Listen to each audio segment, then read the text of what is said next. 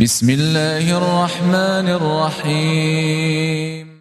Ma'asyiral muslimat yang dimuliakan Allah Subhanahu wa taala. Setiap manusia,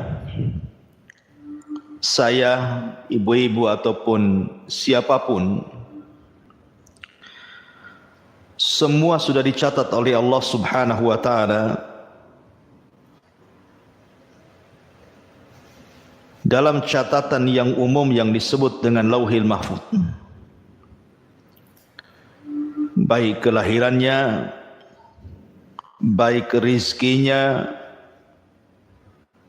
baik kebahagiaannya, celakanya, bahkan sampai kepada su'ul khatimah dan husnul khatimah, semua dicatat Allah Subhanahu wa taala. Dari sini Allah Subhanahu wa taala berfirman dalam surah Al-Qamar ayat 49, Inna kulla syai'in khalaqnahu biqadar. Sesungguhnya kami menciptakan segala sesuatu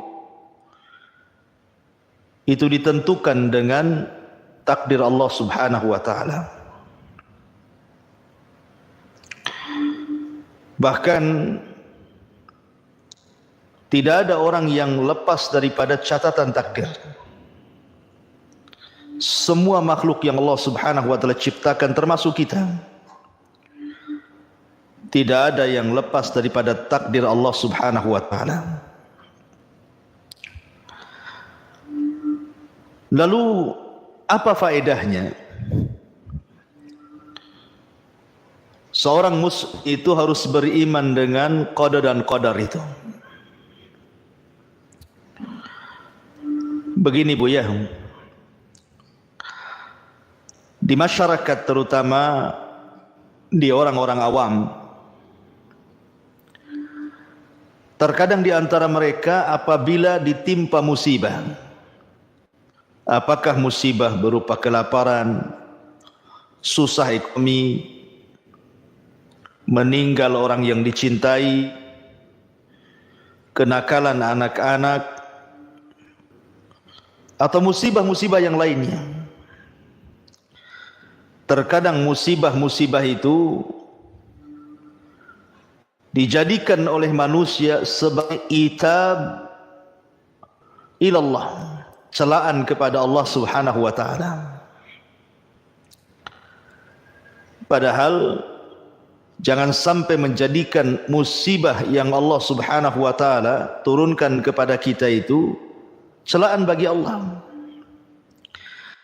Tak jarang di masyarakat kita sering mendengar apabila ditimpa musibah kemiskinan, maka mereka akan mengatakan, kenapa saya selalu ditimpa kemiskinan? Kenapa orang atau orang yang ditimpa penyakit yang berkepanjangan, terkadang dia menyalahkan Allah Subhanahu wa taala dan mengatakan, kenapa si aku saja yang kena penyakit ini, kenapa orang lain tidak? Atau mungkin perceraian, atau mungkin kenakalan anak-anak. Terkadang objek yang disalahkan itu adalah Allah Subhanahu wa taala. Padahal semua sudah ditakdirkan Allah Subhanahu wa taala. Harusnya kalau seandainya seorang mendapatkan musibah dari Allah Subhanahu wa taala, dia meminta kepada Allah untuk Allah selesaikan musibah ini. Karena Allah yang membuat musibah, Allah yang mengangkatnya. Makanya Allah mengatakan, ma asaba min musibatin illa biidznillah. Tidak ada sebuah musibah pun yang menimpa seorang manusia kecuali semua karena izin dari Allah Subhanahu wa taala. Kemungkinan Allah Subhanahu wa taala ingin mengangkat derajat orang tersebut, kemungkinan Allah Subhanahu wa taala ingin menghapuskan dosa-dosa orang tersebut, atau kemungkinan Allah sedang menegur karena dia sudah melampaui batas dari ketentuan Allah dan Rasul-Nya. harusnya kembali kepada kita, bukan menyalahkan pencipta kita. Makanya salah satu yang bisa melapangkan dada ketika saat-saat Allah memberikan musibah kepada kita itu, yang paling besar adalah karena adanya keimanan kepada qada dan qadar Allah Subhanahu wa taala, bahwa apa yang sedang kita alami hari ini itu sudah dicatat 500 tahun sebelum Allah Subhanahu wa taala menciptakan langit dan bumi, apalagi menciptakan kita. Makanya kemudian Allah Subhanahu wa taala berfirman, "Ma asaba min musibatin fil ardi wala fi anfusikum illa fi kitabin min qabli an nabra'aha inna dzalika 'ala Allahi yasir." Tiada satupun bencana yang menimpa bumi dan pula yang menimpa pada dirimu, melainkan telah ditulis di dalam kitab Lauhil Mahfuz sebelum kami menciptakannya. Sesungguhnya yang demikian itu mudah bagi Allah Subhanahu wa taala. Jadi kalau seandainya seseorang mengalami musibah, maka orang yang beriman kepada qada dan qadar, maka dia tidak akan terlena dengan kesedihan. Dia tidak akan berterusan sedih terus, tidak mungkin. Ataupun ketika ditimpakan kenikmatan dari Allah Subhanahu wa taala, tidak lantas kemudian dia merasa seolah-olah dia orang yang paling beruntung dan menganggap bahwa kenikmatan itu merupakan tanda sayang Allah kepadanya. Bukan itu. Maka seseorang yang beriman kepada qada dan qadar itu, hatinya akan lapang. Kalau memang ada musibah yang menimpa, maka dia tidak akan berlarut dengan kesedihan. Dan kalau dia mendapatkan kenikmatan, tidak mungkin bergembira sampai melupakan yang lainnya. Itulah pentingnya beriman dengan qada dan qadar. Contoh, pamannya ibu disakiti oleh disakiti oleh manusia dengan ucapan-ucapannya yang menyakitkan, difitnah, dibuli, dicaci, dimaki, dighibah, atau yang lainnya. Tentu ucapan manusia terkadang menyempitkan dada, Bu. Betapa banyak gara-gara ucapan manusia sempit dadanya, yang kemudian mengakhiri dengan cara ingin membunuh dirinya, atau seolah-olah dia menjadi orang yang tidak berguna, atau mungkin menyalahkan Allah, kenapa aku jadi objek gibahan manusia. Tapi kalau dia beriman dengan qada dan qadar, sesungguhnya yang menimpa hari ini, kenapa orang membicarakan kita, memfitnah kita, boleh jadi sudah ditulis Lauhil Mahfuz 500 tahun sebelum Allah menciptakan langit dan bumi, sehingga kita tenang. Kita tenang, enggak apa-apa mereka ngomong tentang dia, sudah ditulis Lauhil Mahfuz. Cuman kejadiannya baru sekarang. Makanya kemudian orang yang beriman kepada qada dan qadar itu hatinya tenang, karena semua sudah ditakdirkan, semua sudah dicatat. Tidak ada yang meleset bagi Allah. Yakini bahwa apa yang Allah kehendaki, kalaupun manusia tidak berkehendak, pasti terjadi. Apa yang dikehendaki manusia tapi Allah tidak berkehendak, tidak mungkin terjadi. Tenang, lapang hati kita, Bu. Kalau itu yang tertanam dalam hati kita. Satu dunia orang hendak menyakiti kita, memfitnah kita, membuli kita, silahkan. Kalau memang ditakdirkan oleh Allah Subhanahu wa taala, tidak akan terjadi apapun, ibu pasti selamat. Mau difitnah apapun, kalau Allah tidak berkehendak, ibu celaka, tidak mungkin celaka. Tapi sebaliknya, kalau manusia berkehendak agar ibu tidak celaka, tapi Allah berkehendak ibu celaka, pasti celaka. Jadi beriman kepada takdir itu luar biasa faedahnya. Supaya orang yang bersedih jangan berlarut, orang yang bahagia jangan melampau. Karena semua takdir dari Allah Subhanahu wa taala. Apa masalahnya? Semua sudah ditakdirkan Allah. Orang yang dicintai meninggal memang sudah ditakdirkan harus meninggal. Kemudian kalau seandainya disempitkan usahanya, memang sudah ditakdirkan sedang disempitkan usahanya. Kalau seandainya ada masalah-masalah yang lain, memang sudah ditakdirkan seperti itu. Tapi ada sebuah keyakinan dalam hati kita, inna ma'al usri yusra. Setiap kesulitan itu pasti akan datang kemudahan. Yakin dengan takdir. Karena orang kalau tidak yakin takdir, ya tadi akhirnya dia menyalahkan Allah, menyalahkan nasibnya, menyalahkan dirinya, seolah-olah dia tidak berguna hidupnya, dan begitu seterusnya. Akhirnya putus asa, setelah putus asa tak jarang mengakhiri dirinya, naudzubillah. Ma'asyiral muslimat yang dimuliakan Allah Subhanahu wa taala, semua sudah dicatat oleh Allah Subhanahu wa taala. Bara bin Malik radhiyallahu anhu dalam peperangan yang disebut dengan Adiqatul Maut, kebun kematian, saat peristiwa penyerbuan pasukan Abu Bakar Siddiq radhiyallahu an melawan Musailamah al-Kadzdzab di sebuah kebun kematian, di mana tentara Musailamah al-Kadzdzab bersembunyi di kebun, dan kebun itu dibenteng dengan sangat kokoh, tidak bisa ditumbangkan benteng itu. Akhirnya Bara ibn Malik manjat ke atas benteng. Kemudian dia terjun ke balik benteng sambil menyerang penjaga-penjaga benteng, dan dia berhasil membuka benteng sehingga para sahabat masuk dan berhasil menaklukkan tentara Musailamah al-Kadzdzab. Tapi Bara bin Malik tidak meninggal. Padahal secara logika, benteng itu dijaga pasukan banyak. Dia loncat ke balik benteng untuk membukakan benteng itu, sehingga dia harus berperan berhasil membuka benteng. Tapi karena Allah belum mentakdirkan ajalnya, ya selamat dia. Ya, karena semua karena takdir Allah Subhanahu wa taala.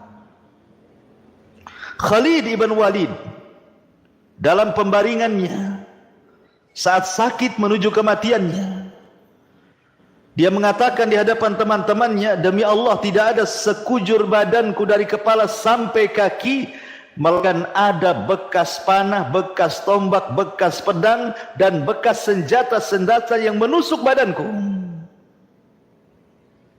Kata Khalid, tapi sekarang aku akan mati dalam pembaringan.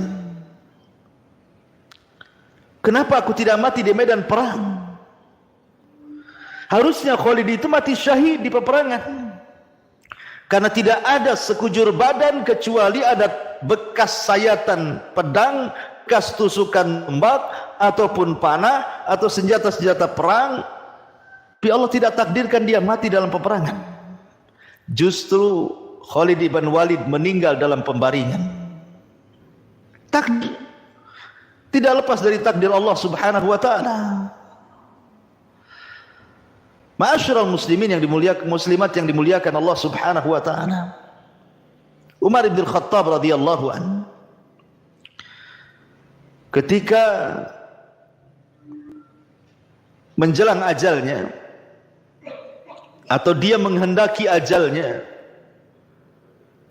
dia menghendaki kalau seandainya ajalnya itu ingin di atas kesyahidan dan ingin meninggal di tempat yang di tempatnya situ tempat hijrah Nabi. Jadi berdoa setiap hari, ya Allah, wafatkan aku dengan mati syahid di tempat hijrah Nabi. Itulah doanya Umar bin Khattab radhiyallahu anhu. Logika, di zaman Umar bin Khattab kekuasaan kaum muslimin itu sampai ke daratan Persia. bahkan menguasai sebagian Romawi. Kekuatan Islam luar biasa di zaman Umar bin Khattab radhiyallahu anhu di atas keemasan. Siapa yang berani menyerang ibu kota Madinah? Sehingga terjadi pertempuran, kemudian Umar mati dalam pertempuran itu. Enggak ada yang berani menyerang kota Madinah. Tapi Umar yakin, kalau sudah takdir Allah Subhanahu wa taala, tidak mustahil dia meminta kepada Allah untuk mati syahid di kota Madinah, tempat hijrah Nabi sallallahu alaihi wasallam. Yakin dengan takdir. Akhirnya suatu ketika Mughirah bin Syu'bah datang dari Persia membawa budak yang bernama Abu Lu'lu' al-Majusi, meminta izin agar dia diperbolehkan tinggal di Madinah. Orang Majusi, orang kafir. Umar tidak mengizinkannya karena tidak boleh ada orang kafir di kota Madinah. Yahudi saja diusir di zaman Nabi. Tapi karena terus mengeluh, akhirnya Umar pun mengizinkan Mughirah bin Syu'bah memasukkan budaknya untuk bekerja padanya di pandai besi. Maka ketika suatu hari Umar bin Khattab datang ke pandai besinya, Mughirah bin Syu'bah bertemu dengan Abu Lu'lu'. Kemudian karena dia piawai dalam membuat senjata, kata Umar bin Khattab, wahai Abu Lu'lu', buatkan untukku pisau yang bagus. Kata Abu Lu'lu', siap wahai Amirul Mukminin, aku akan siapkan dan buatkan pisau yang bagus, pedang yang bagus, bahkan pisau ini akan dibicarakan barat dan timur. Umar tidak paham maksudnya dibicarakan barat dan timur itu.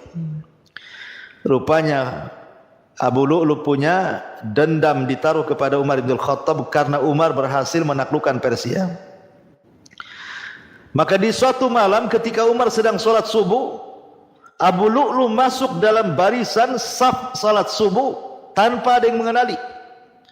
Ketika sudah rakaat pertama, dia sudah di saf pertama, akhirnya dia tusuk Umar bin Khattab dari belakang beberapa tusukan. Dengan sebab itu Umar bin Khattab meninggal dunia.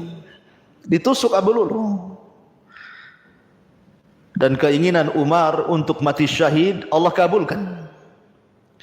Di tempatnya Rasul Allah kabulkan. Dia dibunuh oleh seorang Majusi yang tidak pernah sujud dan kepada Allah, dia kafir.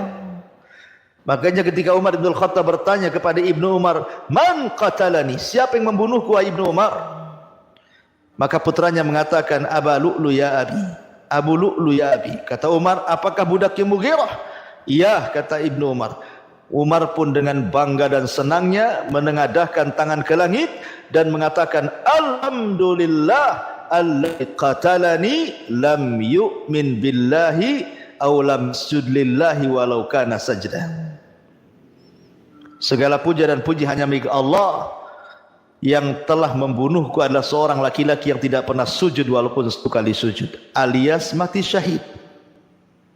Kenapa Umar yakinnya dia berdoa seperti itu, ingin mati syahid, ingin meninggal di kota tempat hijrahnya Rasul? Karena Umar itu yakin dengan qadar, yakin dengan takdir. Kalau Allah takdirkan bisa terjadi kan, walaupun itu mustahil.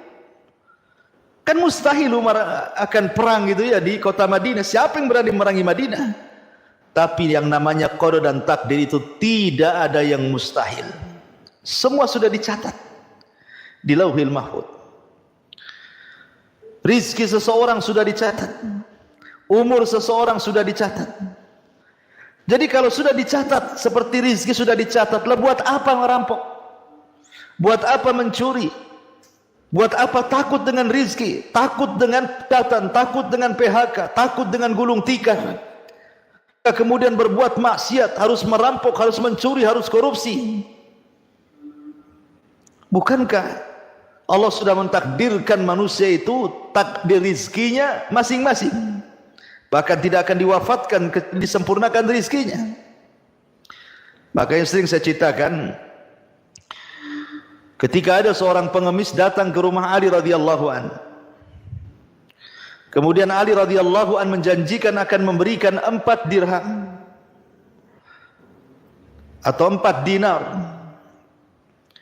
Tapi Ali lupa meletakkan 4 dirham itu di mana letaknya. Karena kelamaan Maka sang pengemis ini pulang dan mencuri pelana kuda Ali. Setelah pergi, akhirnya uang itu baru ingat ada di mana. Setelah diambil uang itu, kemudian keluar hendak beri pengemis tadi, pengemisnya pula sudah pergi. Akhirnya kemudian datanglah pembantu Ali radhiyallahu anhu dan mengatakan, "Ya Amirul Mukminin, pelana kuda kita ada yang curi. Dia hilang di atas kudanya." Maka Ali radhiyallahu anhu mengatakan, "Kalau begitu aku memiliki 4 dirham. Kau ke pasar, belilah pelana baru." Akhirnya kemudian pembantunya Ali pun berangkat untuk mencari pelana baru dan membeli di pasar dengan uang 4 dirham itu, atau 4 dirham itu. Dapatlah ada orang yang menjual pelana. Rupanya yang menjual pelana itu adalah pencuri tadi, karena memang pencuri ini tidak mau pelana, dia mau uang, makanya dijual. Rupanya ketika dia menjual pelana, ketemu pula dengan pembantunya Ali dan tidak tahu kalau itu pelana kudanya Ali yang dicuri. Setelah tawar-menawar, jatuhnya 4 dirham. Pulanglah pembantu Ali ini dan memberitahu Amirul Mukminin bahwa sudah membeli pelana. Tiba-tiba Ali radhiyallahu an ketika melihat pelana itu, dia mengatakan, "Bukankah ini kita yang hilang? Siapa yang mencurinya? Dari mana kau membelinya? Bagaimana sifat-sifatnya?" Maka kemudian khadimnya Ali mengatakan, "Saya beli di orang yang sifat-sifatnya seperti ini, seperti itu." Kata Ali radhiyallahu an, "Allahu Akbar, Allahu Akbar Ali. Sungguh dia telah bersegera dalam kemaksiatan. Kalau dia mau sabar, tentu dia mendapatkan 4 dirham dengan cara yang halal. Tapi karena dia tidak sabar, dia pun mendapatkan uang 4 dirham dengan cara yang berdosa. Sama-sama 4 dirham. Kalau dia mau sabar, Ali akan memberikan secara tulus. Tapi karena dia tidak sabar, dia mencuri. Kemudian dia pun sama dapat uang yang akan diberikan Ali radhiyallahu an, sama-sama 4 dirham. Jadi kalau memang rizki Allah itu 4 dirham, mau cari dengan cara halal, mau cari dengan cara haram pun segitu, karena sudah ditetapkan rizki atas Lauhil Mahfuz. Kenapa harus tergesa-gesa mencari yang haram? Kenapa tidak yang halal? Kenapa tergesa-gesa harus maksiat? Kenapa tidak mencari yang taat? Bukankah hasilnya juga sama? Itu karena tidak yakin dengan qada dan qadar subhanahu wa ta'ala. Orang yang merampok, orang yang mencuri, orang yang berbuat jahat itu karena tidak paham dengan qada dan qadar Allah subhanahu wa ta'ala. Tidak tenang hatinya. Makanya dia berusaha untuk melakukan maksiat karena dalam benaknya dia tidak yakin dengan takdir Allah subhanahu wa ta'ala. Ma'asyiral muslimat yang dimuliakan Allah subhanahu wa ta'ala, perhatikan, kalau kita cerita iman dengan qada dan Allah azza wa jal, maka beriman kepada qada dan qadar itu mencakup 4 perkara.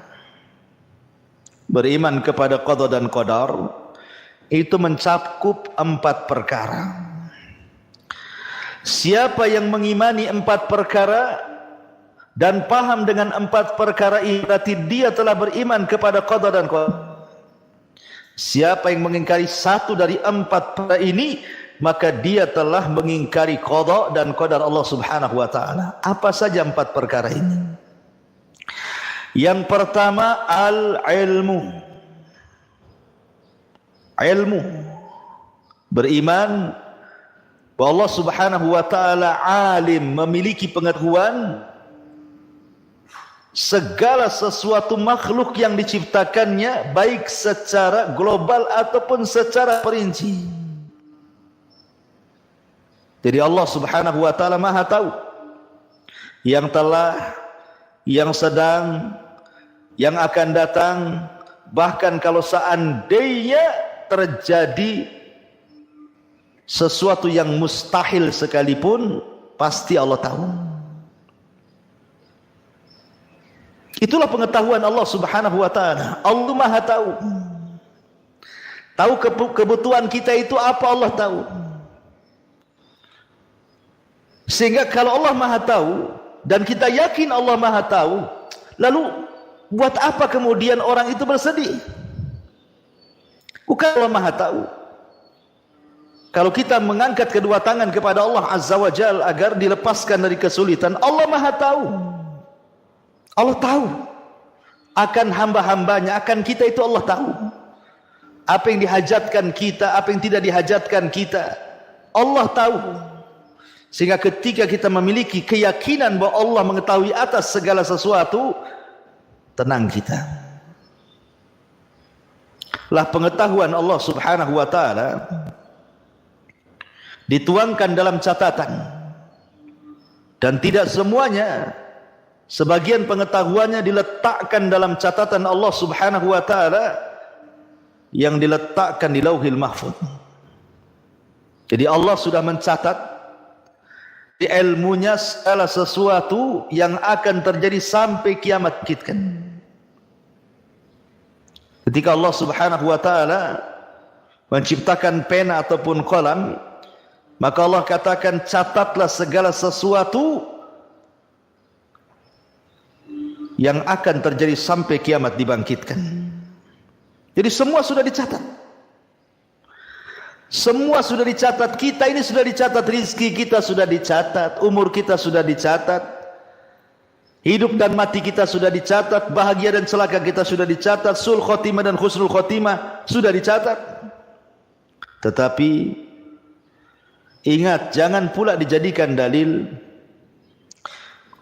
bahwa ketika Allah Subhanahu wa taala mencatat semua apa yang akan berlaku sampai kiamat dibangkitkan, ada pula orang yang mengatakan, kalau seandainya si fulan itu kafir, si fulan itu fasik, si fulan itu maksiat, saya kan maksiat karena catatan saya bermaksiat, makanya saya maksiat. Seolah-olah orang ini berdalil dengan alur catatan, sehingga akhirnya maksiat dilegalkan gara-gara berdalil dengan catatan. Ya, aku ini seperti ini, suka dengan laki-laki sesama jenis, ya karena memang sudah dicatatnya seperti itu, mau diapain katanya. Sudah takdir seperti itu, sudah catatannya seperti itu, dan catatan itu tidak mungkin dirubah katanya. Nggak boleh berdalil seperti itu, karena seseorang itu melakukan kekufuran, kefasikan, itu karena ikhtiarnya, kehendaknya. Allah tidak memaksa dia harus seperti itu, karena Allah tidak pernah memaksa hambanya. Bahkan Allah berikan pilihan, wahadainahu najdain, kami pilihkan dua jalan, ini jalan kufur, ini jalan beriman. Jangan berdalil dengan takdir akan sebuah kemaksiatan, karena maksiat itu memang takdir Allah, tapi kehendak Anda yang bermaksiat. Allah tidak berkehendak. Si fulan tahu bahwa si anu akan bermaksiat, kemudian dikatnya. Bukan berarti kemudian ketika dia maksiat itu karena pengetahuan Allah dan catatan Allah akhirnya dia maksiat. Tidak. Allah Subhanahu wa taala tetap memberikan masyiah, kehendak. Dan makhluk juga